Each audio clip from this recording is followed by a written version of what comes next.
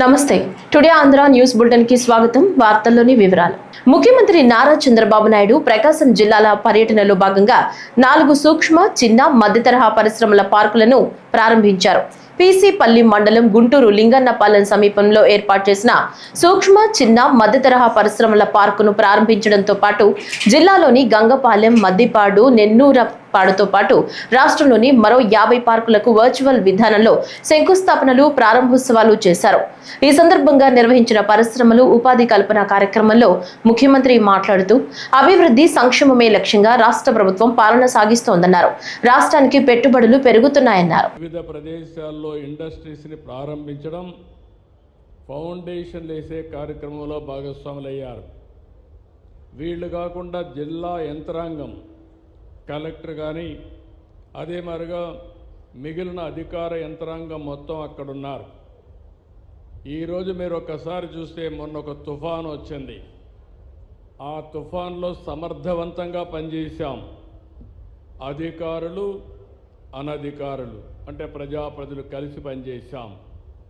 దానివల్ల ప్రాణ నష్టం తగ్గించాం, రియల్ టైంలో మానిటర్ చేశాం, చాలా వరకు ఆస్తి నష్టాన్ని తగ్గించామంటే అది ఈ ప్రభుత్వం ఇచ్చేటువంటి సుపరిపాలన అని చెప్పి మరొకసారి తెలియజేస్తున్నా.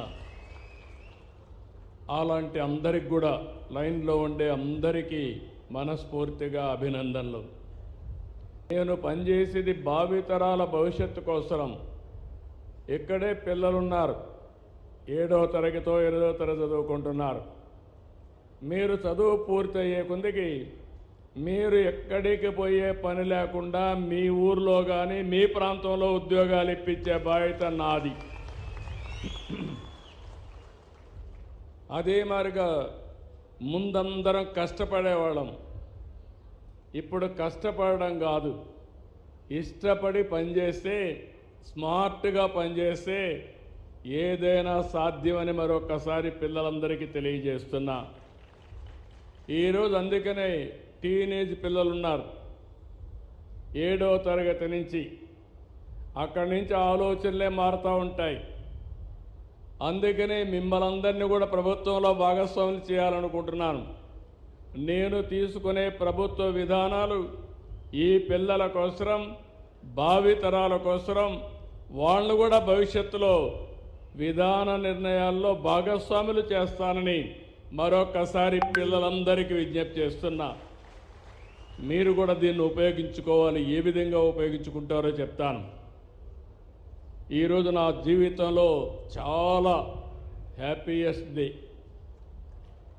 ఎందుకు ఆ మాట అంటున్నానంటే 87 ప్లేసెస్లో ఒక నూతనమైన కాన్సెప్ట్ కోసం, 1 ఫ్యామిలీ 1 ఆంటర్ప్రెన్యూర్, అందరూ ఉద్యోగాలు ఇస్తూ ఉంటారు. నేను ఉద్యోగమే కాదు, నిన్ను పారిశ్రామికవేత్తగా చేస్తానని చెప్పిన మొట్టమొదటి ప్రభుత్వం తెలుగుదేశం ఎన్డీఏ ప్రభుత్వం. ప్రముఖ స్వాతంత్ర సమరయోధులు, దేశ తొలి విద్యాశాఖ మంత్రి, భారతరత్న మౌలానా అబుల్ కలాం ఆజాద్ జయంతిని ఈరోజు జాతీయ విద్యా దినోత్సవంగా నిర్వహిస్తున్నారు. విద్యారంగానికి మౌలానా చేసిన సేవలను స్మరిస్తూ యావత్ జాతి ఆయనకు ఘనంగా నివాళులర్పిస్తోంది.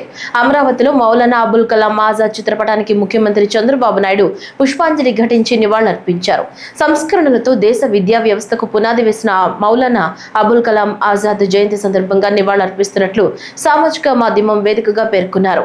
విద్య, శాస్త్ర, సాంకేతిక రంగాల అభివృద్ధికి ఆయన చేసిన కృషిని స్మరించుకుంటూ జాతీయ విద్యా దినోత్సవం, మైనార్టీ సంక్షేమ దినోత్సవ శుభాకాంక్షలు తెలిపారు.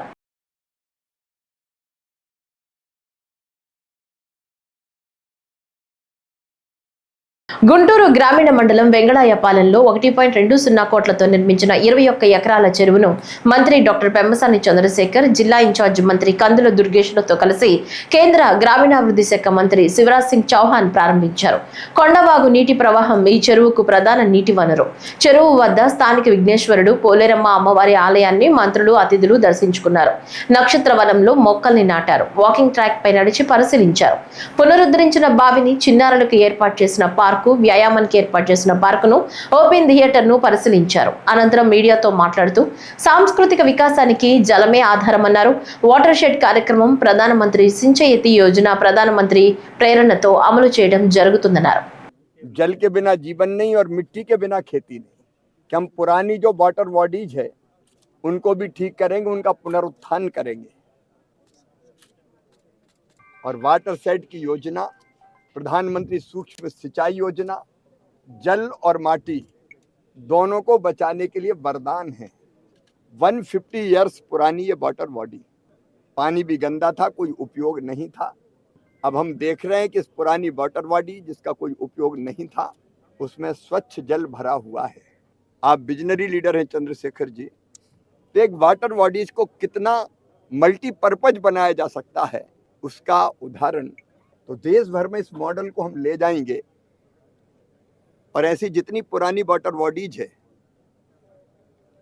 उनका जीर्णोद्धार करके उनको उपयोगी बनाएंगे ताकि हम पानी को बचा सकें, उसका बेहतर उपयोग कर सकें और ऐसी वाटर बॉडीज जनता के भी बहुत से कामों में आ सके।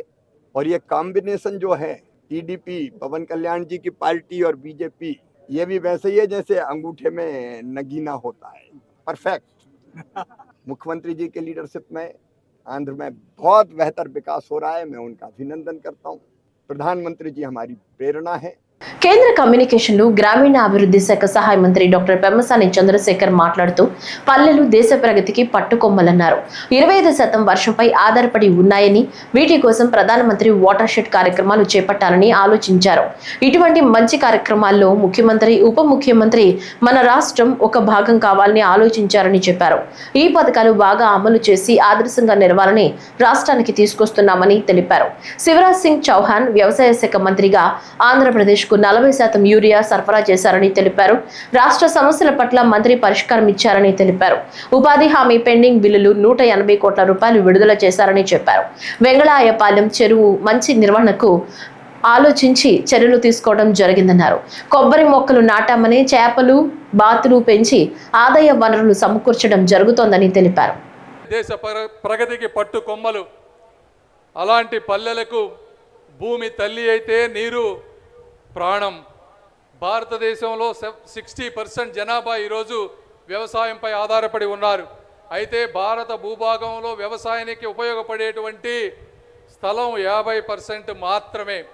ఆ 50%లో కూడా 25% ఈరోజు వర్షంపై ఆధారపడి ఉంటుంది. వర్షం పడితే రైతులు ఆనందంగా ఉంటారు, వర్షం లేకపోతే ఇబ్బంది పడిపోతారు. రోజు రోజుకి భూగర్భ జలాలు అడుగిండిపోతూ ఉన్నాయి. కాబట్టి వీటన్నిటినీ గమనించినటువంటి విజనరీ నాయకులు శ్రీ నరేంద్ర మోదీ గారు అద్భుతమైన స్కీమ్స్ను తీసుకువచ్చి ఈ రోజున ప్రతి ప్రాంతంలో ఉన్నటువంటి, ముఖ్యంగా కరువు ప్రాంతాల్లో ఉన్నటువంటి ఏవైతే ఉన్నాయో అక్కడ ట్రెంచ్లు తవ్వి, చెక్ డ్యాములు కట్టి వాటర్ని నిల్వ చేసి ఆ ప్రాంత మంగళగిరి టీడీపీ కేంద్ర కార్యాలయంలో మంత్రి నారా లోకేష్ 72వ రోజు ప్రజా దర్బార్ కార్యక్రమాన్ని నిర్వహించారు. ఈ సందర్భంగా మంత్రి లోకేష్ ను కలిసేందుకు రాష్ట్ర వ్యాప్తంగా ప్రజలు, తెలుగుదేశం కార్యకర్తలు తరలి వచ్చారు. ప్రతి ఒక్కరిని ఆప్యాయంగా పలకరించి సమస్యలు తెలుసుకున్నారు.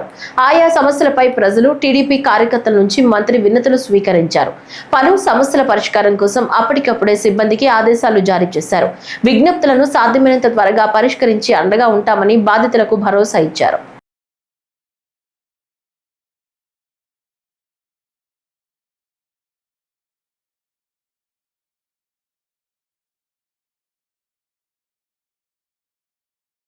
ఆంధ్రప్రదేశ్లో ఇటీవల సంభవించిన మోంతా తుఫాను ప్రభావిత జిల్లాలో కేంద్ర బృందం పర్యటన కొనసాగుతోంది.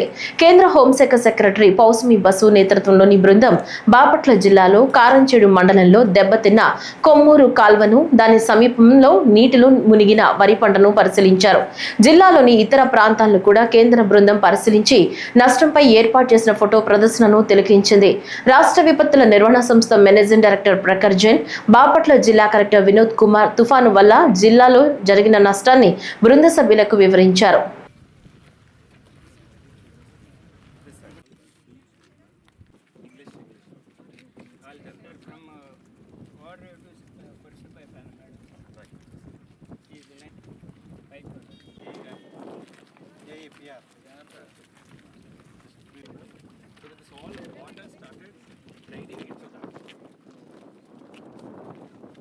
So during cyclone we couldn't see what is the drain, what is the sewer, because all it was flowing like that. And such as 6 points. How many? Is the temporary? This area happened because usually like this, it was like this. There and starts getting. So this is actually a patta land. This belongs to a revenue, some person. రాష్ట్రానికి 16 నెలల్లోనే 11 లక్షల కోట్ల రూపాయలకు పైగా పెట్టుబడులు వచ్చాయని మంత్రి doctor Nimmala Ramanaidu పేర్కొన్నారు. ఈ సందర్భంగా మాట్లాడుతూ ఈ పెట్టుబడులతో 9 లక్షల మందికి పైగా ఉద్యోగ అవకాశాలు లభిస్తాయన్నారు. రాష్ట్రంలోని విశాఖపట్నం, తిరుపతి, అమరావతిలను మెగా సిటీలుగా అభివృద్ధి చేస్తున్నామని తెలిపారు. అభివృద్ధి సాధించాలంటే పారిశ్రామికంగా ఆ ప్రాంతం, ఆ రాష్ట్రం అభివృద్ధి చెందితేనే సాధ్యమవుతుందనేటువంటి పరిస్థితిని గుర్తుపెట్టుకుని ఏదైతే ఎంత పారిశ్రామికంగా అభివృద్ధి చెందితే ఆ ప్రాంతం కూడా పురోగతి కూడా అంతే వేగంగా అభివృద్ధి చెందుతుందనేటువంటి ఆలోచన ఏదైతే ఉందో మరి దాన్ని దృష్టిలో పెట్టుకునే 4 దశాబ్దాల సుదీర్ఘ రాజకీయ చరిత్ర కలిగినటువంటి చంద్రబాబు నాయుడు గారు ఆలోచన చేసి ఏదైతే ఈ యొక్క ఆంధ్రప్రదేశ్ రాష్ట్రం ఆ రోజు రాష్ట్ర విభజన వల్ల కంటే 2019, 24, 5 సంవత్సరాల గత వైసీపీ పాలన వల్లే ఈ రాష్ట్రానికి ఎక్కువ ఏదైతే నష్టం జరిగిందో, ఈ రాష్ట్రంకి ఏదైతే విధ్వంసం జరిగిందో తప్పులన్నింటినీ కూడా సరిచేసి మళ్ళీ ఆంధ్రప్రదేశ్ రాష్ట్ర ఆర్థిక పరిస్థితిని గాడిలో పెట్టాలని అంటే పారిశ్రామిక అభివృద్ధే ప్రధాన లక్ష్యంగా ఈరోజు చంద్రబాబు నాయుడు గారు పనిచేస్తూ ఉన్నారు. కాబట్టి మరి ఈరోజు మరి అంతర్జాతీయంగా అనేకమైనటువంటి సంస్థలతో ఒప్పందాలు చేసుకుని ఇప్పటికే అంటే ఈ 16 నెలల కాలంలోనే ఇప్పటికే 11 లక్షల కోట్ల రూపాయల పెట్టుబడులు ఈరోజు ఆంధ్రప్రదేశ్ రాష్ట్రానికి తీసుకురావడం, దీని ద్వారా దగ్గర 9,50,000 మందికి ఉద్యోగ అవకాశాలు కూడా ఈ సంవత్సరంలోనే ఈ పెట్టుబడుల ద్వారా వచ్చేటువంటి పరిస్థితి. అంటే ఈ రకంగా మేనిఫెస్టోలో ఏదైతే 5 సంవత్సరాల్లో 20 లక్షల మందికి ఉద్యోగ ఉపాధి అవకాశాలు కల్పిస్తామని ఏదైతే హామీని ఇచ్చామో హామీని నిలబెట్టుకునేటువంటి విధంగా ఈరోజు ఈ ప్రభుత్వం పనిచేస్తుందని చెప్పి తెలియజేసుకుంటూ, అందులో కూడా ముఖ్యంగా ఈరోజు రాయలసీమ ప్రాంతానికి కూడా అత్యంత ప్రాధాన్యత ఈరోజు మరి చంద్రబాబు నాయుడు గారు అందజేస్తూ, ఎందుకంటే ఏదైతే ఈవేళ అభివృద్ధి వికేంద్రీకరణ చేయాలనేటువంటి ఆలోచనతో అందులో భాగంగానే ఏదైతే తిరుపతి, అమరావతి, విశాఖపట్నం 3 మెగా సిటీలుగా మరి పారిశ్రామికంగా అభివృద్ధి చేయాలి, టూరిజంని, ఐటీని మేజర్గా డెవలప్ చేయాలనేటువంటి ఆలోచనతో ఈరోజు పనిచేయడం. అమృతలూరు మండలం గోవాడ గ్రామం శివాలయం వద్ద ఆంధ్రప్రదేశ్ ప్రభుత్వం సూక్ష్మ, చిన్న, మధ్యతరహా పరిశ్రమలు విభాగం ఆధ్వర్యంలో ఏర్పాటు చేయనున్న ఫ్లాటెడ్ ఫ్యాక్టరీ కాంప్లెక్స్ డెవలప్మెంట్ నిర్మాణ శంకుస్థాపన కార్యక్రమం ఘనంగా జరిగింది. సుమారు 6.86 ఎకరాల విస్తీర్ణంలో దాదాపు 12 కోట్ల వ్యయంతో నిర్మించబడనున్న ఈ పరిశ్రమ సముదాయ నిర్మాణ పనులకు వేమూరు శాసనసభ్యులు నక్కా ఆనంద్ బాబు శంకుస్థాపన చేశారు. ఈ సందర్భంలో వేమూరు నియోజకవర్గంలోని కూటమి నాయకులు, ప్రజా ప్రతినిధులు, కార్యకర్తలు, ప్రభుత్వ అధికారులు పాల్గొని కార్యక్రమాన్ని విజయవంతం చేశారు. ఈ పరిశ్రమ సముదాయం పూర్తి స్థాయిలో సిద్ధమయ్యాక స్థానిక యువతకు ఉపాధి అవకాశాలు కలగడంతో పాటు ప్రాంతీయ ఆర్థికాభివృద్ధికి దోహదం చేస్తుందని తెలిపారు. గౌరవ ముఖ్యమంత్రి వర్యులు నారా చంద్రబాబు నాయుడు గారు ఇక్కడికి రాలేదనే కానీ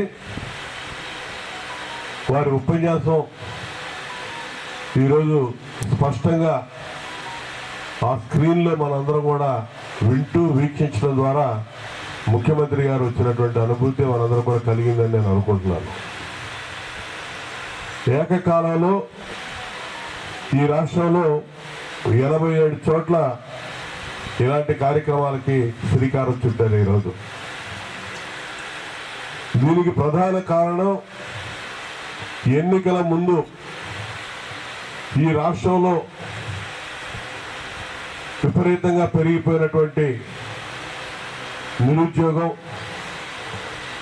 ఉపాధి లేక ఇబ్బంది పడుతున్నటువంటి చదువుకున్నటువంటి యువత పెడదారి పడుతున్నటువంటి పరిస్థితులు, ఈ రాష్ట్రంలో ఉన్నటువంటి ఆ పరిస్థితులన్నీ ఆకలింపు చేసుకున్నటువంటి ముఖ్యమంత్రి గారు అధికారంలోకి వచ్చిన తర్వాత 5 సంవత్సరాల కాలంలో 20 లక్షల మందికి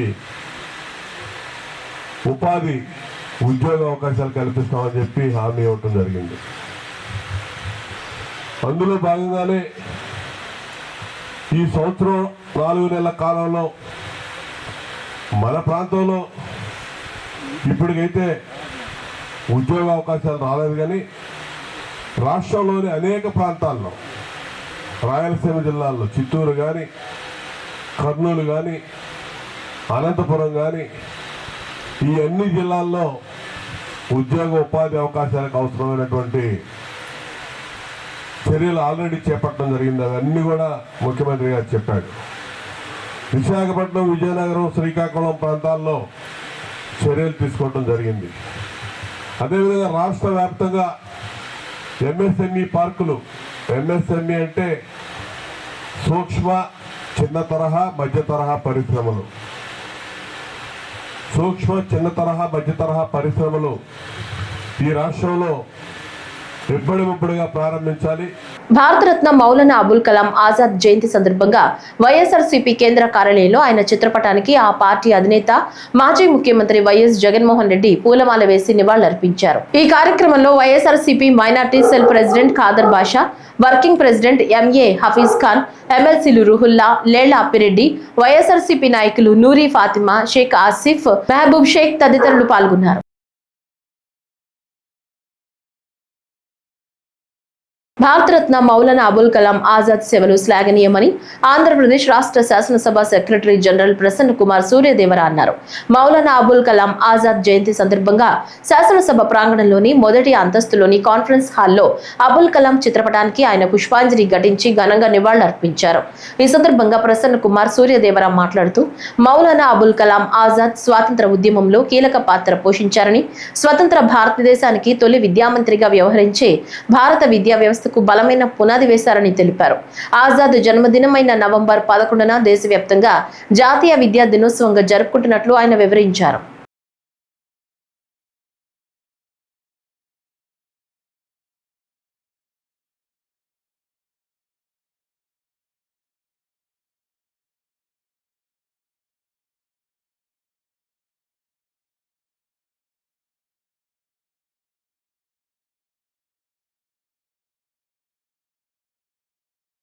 తిరుపతి జిల్లా తిరుచానూరు పద్మావతి అమ్మవారి వార్షిక కార్తీక బ్రహ్మోత్సవాలను పురస్కరించుకుని కోయిల్ ఆళ్వార్ తిరుమంజనం ఘనంగా నిర్వహించారు.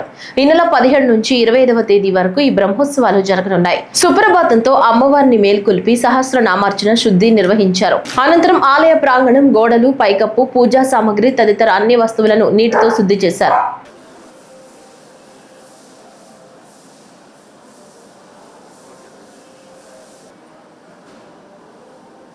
ఈరోజు శ్రీ పద్మావతి అమ్మవారి కార్తీక బ్రహ్మోత్సవాల్లో భాగంగా కోయిల్ ఆళ్వార్ తిరుమంజనం జరిగింది.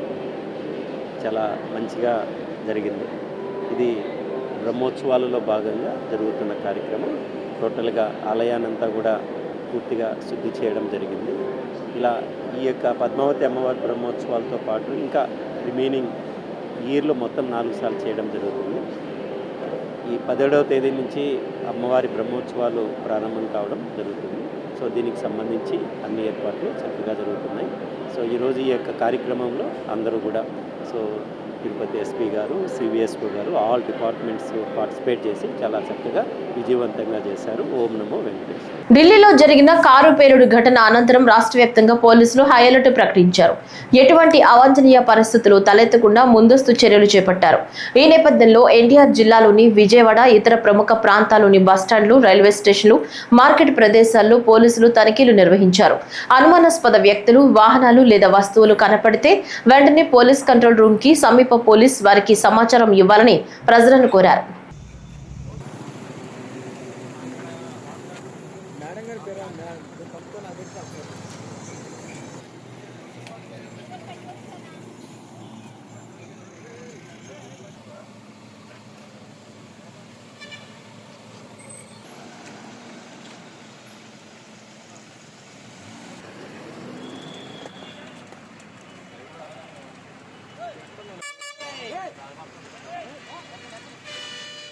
ఢిల్లీలో కారులో పేలుడు సంభవించి పలువురు ప్రాణాలు కోల్పోయిన నేపథ్యంలో ప్రముఖ ఆధ్యాత్మిక కేంద్రం తిరుపతిలో పోలీసులు హై అలర్ట్ ప్రకటించారు. రైల్వే స్టేషన్, బస్టాండ్, అలిపిరి వద్ద తనిఖీలు నిర్వహించారు. జరిగిన సంఘటనల నేపథ్యంలో పై అధికారుల ఉత్తర్వుల మేరకు రైల్వే స్టేషను, విష్ణు నివాసము, బస్టాండు, శ్రీనివాసం, ఇంకా గోవిందరాజు స్వామి టెంపుల్ మన ఏరియాలో ఈస్ట్ లిమిట్స్లో ఎక్కడైతే ఇంపార్టెంట్ ఏరియాస్ ఉన్నాయో వాటన్నిటిలో కూడా విత్ బాంబు స్క్వాడ్తో మరియు డాగ్ స్క్వాడ్తో చెక్ చేయడం జరుగుతుంది. ఈ రానున్న రోజులలో కూడా ఈ చెకింగ్ కంటిన్యూగా చేయడం జరుగుతుంది. సో అలర్ట్గా ఉన్నాము. ఇంకా ఏం ఇన్సిడెంట్స్ జరగకుండా నైట్ కూడా పార్టీలుగా విడిపోయి మొత్తం ఈ యొక్క రద్దీ ప్రదేశాలు ఏవైతే ఉన్నాయో వాటన్నిటి కూడా మనకున్న టీమ్స్ ద్వారా జల్లెడబడతాం. వీటన్నిటి ప్రాపర్గా చెక్ చేసుకుంటూ ఉంటాం. అంటే గతంలో హోటల్స్కి వాటికి కూడా బాంబు బెదిరింపులు వచ్చాయి. ఎస్ అవును, ఇంతకుముందు కూడా అలా వచ్చినప్పుడు మనం ప్రాంప్ట్గా చెక్ చేయడం జరిగింది. సరే, అయితే ఇప్పుడు ఇన్సిడెంట్ జరిగింది కాబట్టి ఇంకొంచెం మరింత అలర్ట్గా ఉంటాము. నైట్ కూడా పార్టీస్ అన్నీ కూడా అలర్ట్గా ఉన్నాయి. రోడ్డు ప్రమాదాల నివారణపై పూర్తి స్థాయిలో దృష్టి సారించాలని అధికారులకు ముఖ్యమంత్రి చంద్రబాబు నాయుడు సూచించారు. నిబంధనల ఉల్లంఘనలపై అవగాహన కల్పించిన తర్వాతే చలానా విధించే అంశాన్ని పరిశీలించాలని స్పష్టం చేశారు. అమరావతిలోని రాష్ట్ర సచివాలయంలో ఆర్టీజీఎస్ పై ముఖ్యమంత్రి సమీక్షించారు. హెల్మెట్ లేకుండా వాహనాలు నడిపే వారికి దాని ఆవశ్యకతను వివరించాలని సూచించారు. ముందుగా హెల్మెట్లు, సీట్ బెల్ట్ లేకుండా వాహనాలు నడిపే వారికి అవగాహన కల్పించడంతో పాటు వారు నిబంధనలు ఉల్లంఘిస్తున్నారనే విషయాన్ని వారి ఫోన్లకు మెసేజీలు పంపాలని సూచించారు. ఆ తర్వాత కూడా వారి నిబంధనలు ఉల్లంఘిస్తుంటే అప్పుడు చలనాలు వేయాలని స్పష్టం చేశారు. అనంతరం ప్రభుత్వం అందిస్తున్న వివిధ పౌర సేవలపైన ముఖ్యమంత్రి చంద్రబాబు సమీక్షలో చర్చించారు.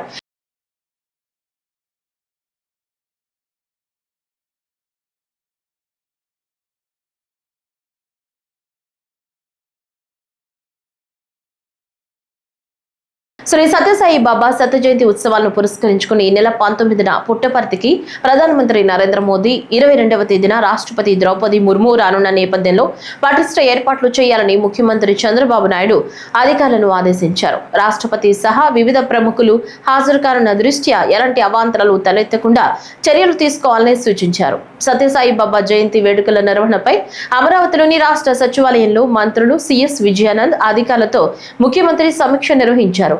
శ్రీ సత్యసాయి శత జయంతి ఉత్సవాలను ప్రభుత్వం అధికారికంగా నిర్వహిస్తున్నందుకు ఎలాంటి లోటుపాట్లు లేకుండా చూడాలని చంద్రబాబు దిశానిర్దేశం చేశారు.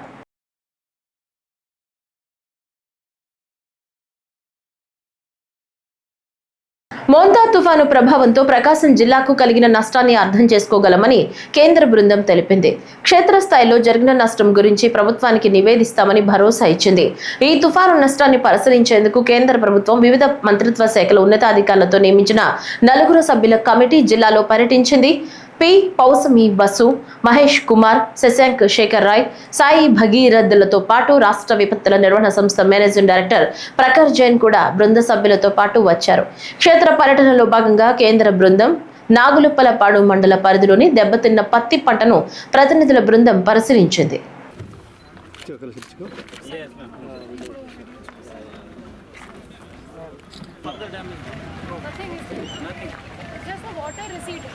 Water receded and also bags revive and then all yield 35 to 40 bags వస్తాయి మేడం. ఆల్గే ఉంటుంది, గ్లాస్ ఆల్గే ఇది డ్రై అప్ అయింది. so whatever that green field I'm seeing is also kind of rotting. Rotten, yes, rotten. Yes, 5 to 10 lotu. ఇది maybe 480%. Konaseema Ambedkar జిల్లా రాజోలు నియోజకవర్గంలోని Shankar గుప్తం drain సమస్యపై నీటిపారుదల శాఖ అధికారులతో రాష్ట్ర జలవనరుల శాఖ మంత్రి నిమ్మల రామానాయుడు సమీక్షా సమావేశం నిర్వహించారు. అమరావతిలోని రాష్ట్ర సచివాలయంలో జరిగిన ఈ సమావేశంలో irrigation adviser Venkateswararao, ENC Narasimhamurthy, Godavari delta సిఈఈలు, ఇతర ఉన్నతాధికారులు పాల్గొన్నారు.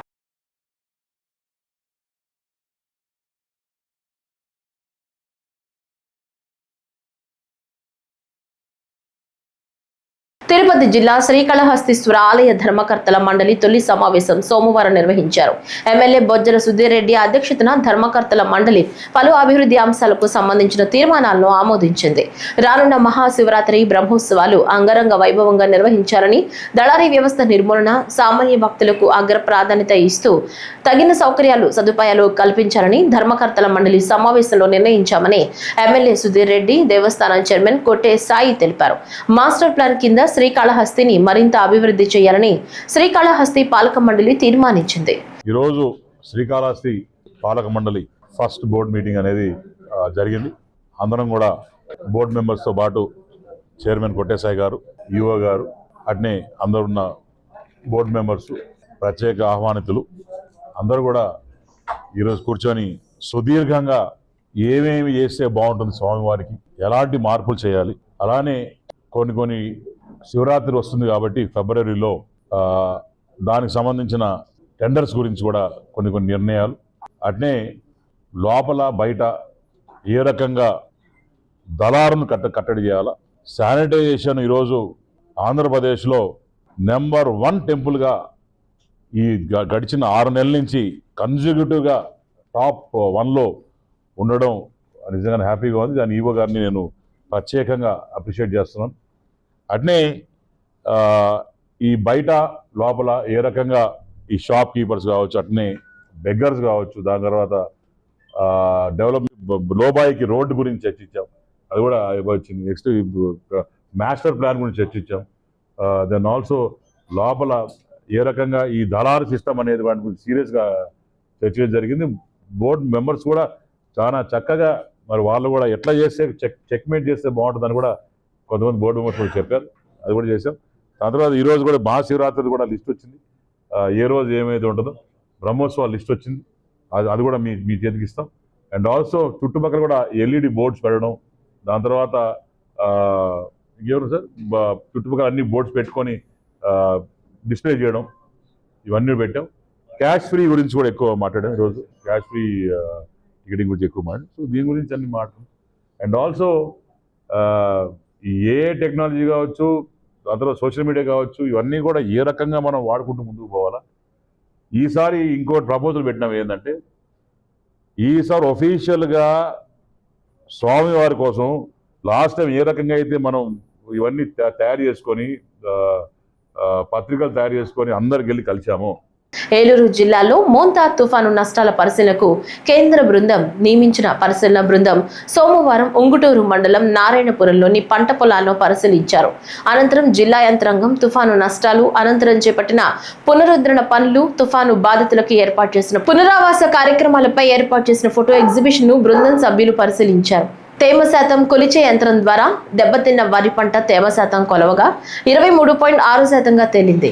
దెబ్బతిన్న వరి దుబ్బులను, పాడైన మినుము పంటలు, అరటి, ఉద్యాన పంటలను బృందం సభ్యులు పరిశీలించి వాటి వివరాలను నమోదు చేసుకున్నారు.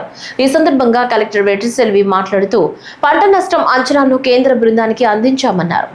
సో మన జిల్లాలో మనం హ్యూమన్ లాస్ ఏమీ లేవు, కానీ అగ్రికల్చర్ లాస్ యూజ్గా ఉన్నాయి. దీనికి ముందు చెప్పిన ప్రిలిమినరీ ఫిగర్ అంతా మనం ఎన్యూమరేషన్ చేసినాక లేటెస్ట్ ఫిగర్ ఎంత అంటే around 5703.5 hectares paddy and other crops అంతా కలిపి మనకి డ్యామేజెస్ ఉన్నట్టు తెలుస్తున్నాయి. అరౌండ్ 72 crores లాస్ మన ఫార్మర్స్కి జరిగి ఉన్నాయి. అలాగే హార్టికల్చర్ క్రాప్స్ చూసుకుంటే 17.63 హెక్టార్స్ డ్యామేజ్ అయి ఉన్నాయి. మోస్ట్లీ మనకు పపాయ, బనానా ఎక్కువ మనకు డ్యామేజెస్ అయి ఉన్నాయి గాలి వల్ల. సో అలాగే మనకు హౌసెస్ చూసుకుంటే 19 హౌసెస్లు డ్యామేజ్ అయినాయి. బఫలో 4 గోట్లు చనిపోయినాయి హైపోథెర్మియా వల్ల. సో మిగతా అన్నీ మనకు ముందే ప్రికాషన్ మెషర్స్ ఎక్కువ తీసుకున్నాము. గాలి ఎక్కువ వస్తుందని చెప్పి మనం బ్యానర్స్, పోస్టర్స్ అన్నీ తీసేసాము. అది కాకుండా 3422 మెంబర్స్ అని వాళ్ళు లో లైంగ్ ఏరియాస్ నుంచి, టెంపరేచర్ నుంచి తీసుకొచ్చి మన రిలీఫ్ క్యాంప్స్లో పెట్టాం. కాబట్టి ప్రాణ నష్టం ఏమీ లేకుండా మనం కాపాడగలము. అలాగే మనం చూసుకుంటే వాళ్ళందరూ relief camps 93 relief camps open చేసి 93 రిలీఫ్ క్యాంప్ సైక్లోన్ అవ్వగానే వెంటనే వాళ్ళకి ఎసెన్షియల్ కమోడిటీస్ వితిన్ 1 డేలోనే మనం మ్యాక్సిమం డిస్ట్రిబ్యూట్ చేయగలము.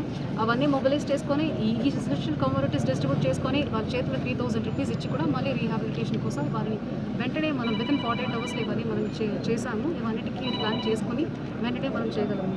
So that is all from my side. So ఇప్పుడు మన టీమ్కి ప్యాడీ ఎంతవరకు లాస్ ఉన్నాయి, ఏ స్టేజ్లో లాసెస్ వచ్చినాయి. బికాజ్ మనకి ఇప్పుడు ఈ నెల నుంచి ప్యాడీ ప్రొక్యూర్మెంట్ కూడా స్టార్ట్ అయింది, కానీ మనకు ప్యాడీ అనేది 1 day 2 dayలో హార్వెస్ట్ అయ్యవలసిన క్రాప్ కూడా ఎక్కువ మనకు మోంతా సైక్లోన్ వల్ల అఫెక్ట్ అయి ఉన్నాయని మన ఐఎంసిటీ టీమ్కి కూడా డీటెయిల్గా ఎక్స్ప్లెయిన్ చేయడం జరిగింది. అగ్రికల్చర్ డిపార్ట్మెంట్ వాళ్ళతోటి వచ్చిన టెక్నికల్ ఎక్స్పర్ట్, స్టేట్ ఆఫీస్ అందరూ వాళ్ళకి ఎక్స్ప్లెయిన్ చేశాము. డ్రోన్ తోటి కూడా ఎన్ని ఎకరాలు ఈ ఒక్క ప్యాచ్లోనే ఎన్ని ఎకరాలు అఫెక్ట్ అయినప్పుడు వాళ్ళకి చూపించడం జరిగింది. రాష్ట్రంలో క్రీడల అభివృద్ధికి మౌలిక వసతుల కల్పనతో పాటు అన్ని జిల్లాల్లో ప్రతి క్రీడా విభాగానికి శిక్షకులను ఏర్పాటు చేస్తున్నామని శాప్ చైర్మన్ రవినాయుడు తెలిపారు. మంగళవారం చిత్తూరులోని ఇండోర్ స్టేడియం మెకానికల్ గ్రౌండ్ ను ఎమ్మెల్యే గురజాల జగన్మోహన్ తో పాటు ఇతర ప్రజా ప్రతినిధులతో కలిసి పరిశీలించారు. క్రీడల అభివృద్ధికి అవసరమైన వసతుల గురించి అడిగి తెలుసుకున్నారు.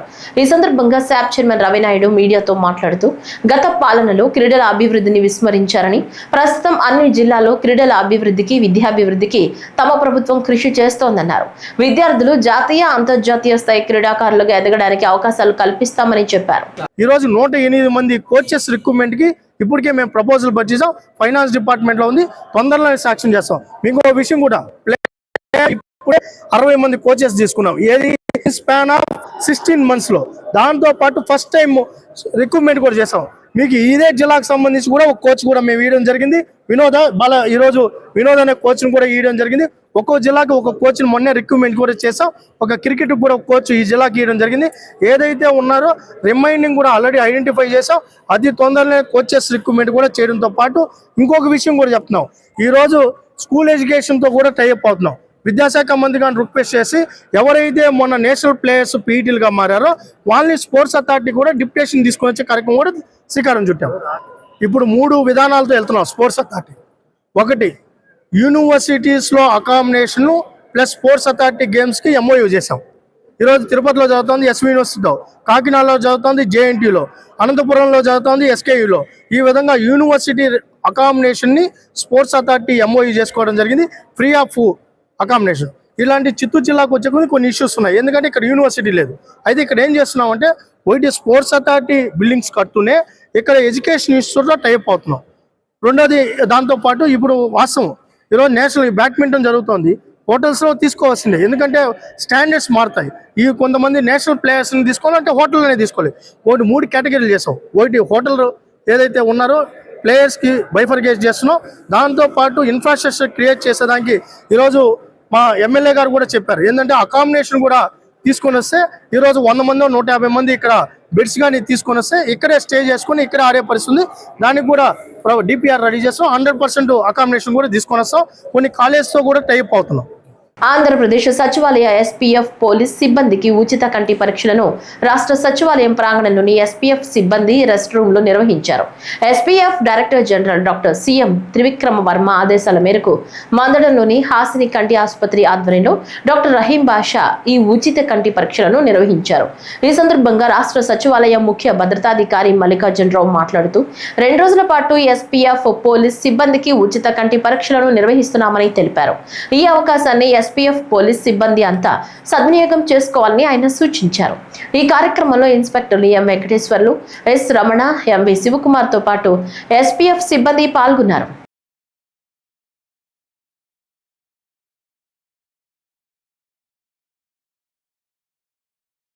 ఈ వార్తలు ఇంతటితో సమాప్తం. నమస్కారం.